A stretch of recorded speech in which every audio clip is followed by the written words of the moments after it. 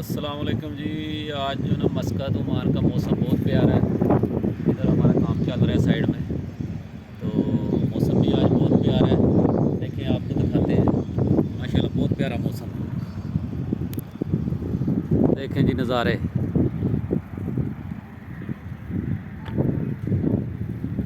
ये काम चल रहा है और आज मौसम देखें, बड़ा प्यारा मौसम है।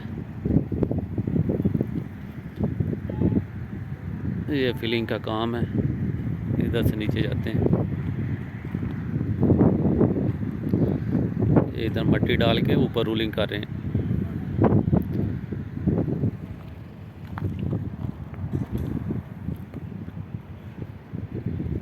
आज पूरा दिन बारिश ही है इधर।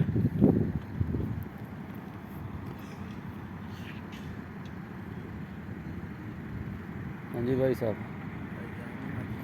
आज लगता पूरा दिन बारिश ही बारिश है।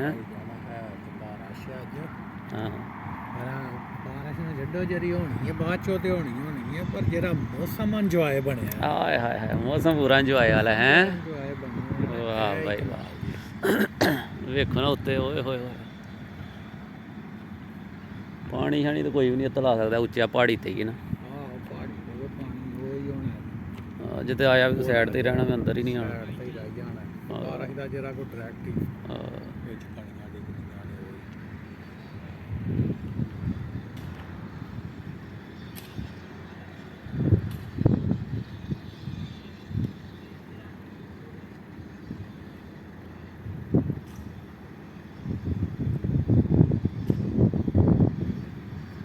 सुबह 6:30-7 का टाइम हो गया, तकरीबन 6:45 का।